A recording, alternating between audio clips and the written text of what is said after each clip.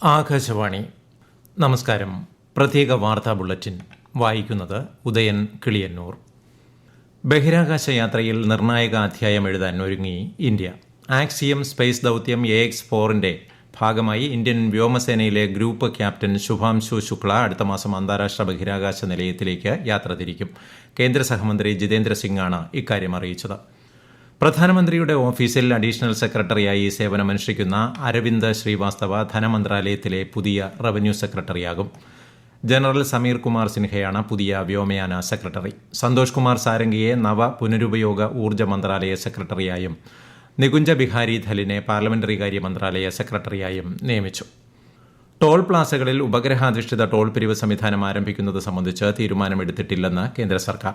അടുത്ത മാസം 1 മുതൽ ഈ പദ്ധതി നിലവിൽ വരുമെന്ന മാധ്യമ റിപ്പോർട്ടുകളുടെ പശ്ചാത്തലത്തിലാണ് ദേശീയ ഉപരിതല ഗതാഗത ഹൈവേ മന്ത്രാലയം ഇക്കാര്യം വ്യക്തമാക്കിയത്. വിഴിഞ്ഞം അന്താരാഷ്ട്ര തുറമുഖം അടുത്ത മാസം 2-ന് പ്രധാനമന്ത്രി നരേന്ദ്രമോദി രാജ്യത്തിന് സമർപ്പിക്കും. 2024 ജൂലൈ 13 മുതലാണ് വിഴിഞ്ഞം തുറമുഖത്ത് ട്രയൽ അടിസ്ഥാനത്തിൽ കപ്പലുകൾ വന്നു തുടങ്ങിയത്. അന്താരാഷ്ട്ര ചരക്കു നീക്കങ്ങളുടെ പ്രധാന ഹബ്ബായി വിഴിഞ്ഞം തുറമുഖം മാറുമെന്ന് മുഖ്യമന്ത്രി പിണറായി വിജയൻ ഫേസ്ബുക്കിൽ കുറിച്ചു. സംസ്ഥാന സർക്കാരിന്റെ 4ാം വാർഷിക ആഘോഷങ്ങളുടെ സംസ്ഥാനതല ഉദ്ഘാടനം തിങ്കളാഴ്ച മുഖ്യമന്ത്രി പിണറായി വിജയൻ കാസർഗോഡ് നിർവഹിക്കും. മെയ് 30 വരെ വിപുലമായ പരിപാടികളോടെയാണ് വാർഷികാഘോഷം സംഘടിപ്പിക്കുന്നത്. വാർഷികാഘോഷ പരിപാടിയുടെ സമാപനം തിരുവനന്തപുരത്ത് നടക്കും. ഇന്ത്യൻ ആൻജിയോപ്ലാസ്റ്റിയുടെ പിതാവ് എന്നറിയപ്പെടുന്ന ഹൃദയാരോഗ്യ വിദഗ്ധൻ ഡോക്ടർ മാത്യു സാമുവൽ കളരിക്കലിന്റെ നിര്യാണത്തിൽ മുഖ്യമന്ത്രി പിണറായി വിജയൻ അനുശോചിച്ചു. ഹൃദ്രോഗ ചികിത്സയിൽ നാഴികക്കല്ലായ ആൻജിയോപ്ലാസ്റ്റി ഇന്ത്യയിൽ വ്യാപകമാക്കുന്നതിൽ അദ്ദേഹത്തിന്റെ പങ്ക് എടുത്തു പറയേണ്ടതാണ്. അന്തർദേശീയ തലത്തിൽ നിരവധി ഗവേഷണങ്ങൾ നടത്തിയ ഡോക്ടർ മാത്യു സാമുവലിന്റെ സേവനം കേരളത്തിലും പുറത്തുമായി നിരവധി ആശുപത്രികൾ ഉപയോഗിച്ചിരുന്നു. കുടുംബാംഗങ്ങളുടെ ദുഃഖത്തിൽ പങ്കുചേരുന്നതായി മുഖ്യമന്ത്രി അറിയിച്ചു. പത്തനംതിട്ട കോന്നിയിൽ ആനക്കൂട് സന്ദർശിക്കാനെത്തിയ 4 വയസ്സുകാരൻ കോൺക്രീറ്റ് തൂണിളകി വീണ് മരിച്ചു. അടൂർ കടമ്പനാട് സ്വദേശികളായ അജി ഷാരി ദമ്പതികളുടെ മകൻ അഭിരാമാണ് മരിച്ചത്. സിനിമാ മേഖലയിലെ ലഹരി ഉപയോഗത്തിൽ മുഖം നോക്കാതെ നടപടിയെടുക്കുമെന്ന് മന്ത്രി സജി ചെറിയാൻ. ലഹരി പരിശോധനയിൽ നിന്ന് ആരെയും ഒഴിവാക്കില്ലെന്നും വിവരം ലഭിച്ചാൽ എവിടെയും പരിശോധന നടത്തുമെന്നും മന്ത്രി MB രാജേഷ് അറിയിച്ചു. സർക്കാർ സംവിധാനങ്ങൾ വിരൽത്തുമ്പിൽ ലഭ്യമാകും വിധം ഇന്ത്യയിലെ ആദ്യത്തെ ഡിജിറ്റൽ സാക്ഷരതാ സംസ്ഥാനമായി കേരളം മാറിയെന്ന് മന്ത്രി MB രാജേഷ്. നിർമ്മാണം പൂർത്തീകരിച്ച പാലക്കാട് കിഴക്കഞ്ചേരി ഗ്രാമപഞ്ചായത്ത് കമ്മ്യൂണിറ്റി ഹാളിന്റെ ഉദ്ഘാടനം നിർവഹിക്കുകയായിരുന്നു മന്ത്രി. ഗ്രാമീണ വനിതകൾക്ക് ഇലക്ട്രിക് സൈക്കിളിലൂടെ സുസ്ഥിര ഗതാഗതം പദ്ധതിയുടെ സംസ്ഥാനതല ഉദ്ഘാടനം മന്ത്രി MB രാജേഷ് പാലക്കാട്ട് നിർവഹിച്ചു. കുടുംബശ്രീ അംഗങ്ങൾക്ക് മന്ത്രി ഇലക്ട്രിക് സൈക്കിളുകൾ വിതരണം ചെയ്തു. NCC മേധാവി ലഫ്റ്റനന്റ് ജനറൽ ഗുർബീർ പാൽ സിംഗ് 5 ദിവസത്തെ ഔദ്യോഗിക സന്ദർശനത്തിനായി കേരളത്തിലെത്തി. സംസ്ഥാനത്തെ വിവിധ NCC യൂണിറ്റുകൾ അദ്ദേഹം സന്ദർശിക്കുകയും കേഡറ്റുകളുമായി ആശയവിനിമയം നടത്തുകയും ചെയ്യും. ബുധനാഴ്ച തിരുവനന്തപുരത്ത് അദ്ദേഹം മുഖ്യമന്ത്രിയുമായി കൂടിക്കാഴ്ച നടത്തും. വ്യാഴാഴ്ച NCC മേധാവി ഡൽഹിക്ക് മടങ്ങും.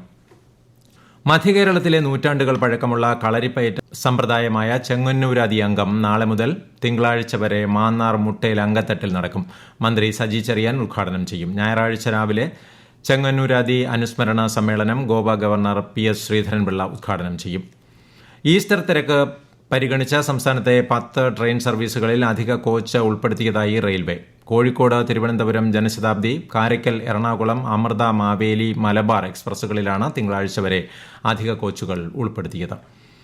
കഴിഞ്ഞ 10 വർഷത്തിനിടെ രാജ്യത്തെ ഇലക്ട്രോണിക് ഉൽപ്പന്ന നിർമ്മാണത്തിൽ 5 മടങ്ങ് വർധനവുണ്ടായതായി കേന്ദ്രമന്ത്രി അശ്വിനി വൈഷ്ണവ്. മേഖലയിലെ കയറ്റുമതി 6 മടങ്ങ് വർദ്ധിച്ച് 3,25,000 കോടി രൂപയായതായി അദ്ദേഹം അറിയിച്ചു. ഓപ്പറേഷൻ ഡി ഹണ്ടിന്റെ ഭാഗമായി സംസ്ഥാന വ്യാപകമായി നടത്തിയ പരിശോധനയിൽ 167 പേർ അറസ്റ്റിലായി. നിരോധിത മയക്കുമരുന്ന് കൈവശം വച്ചതിന് 155 കേസ് രജിസ്റ്റർ ചെയ്തു.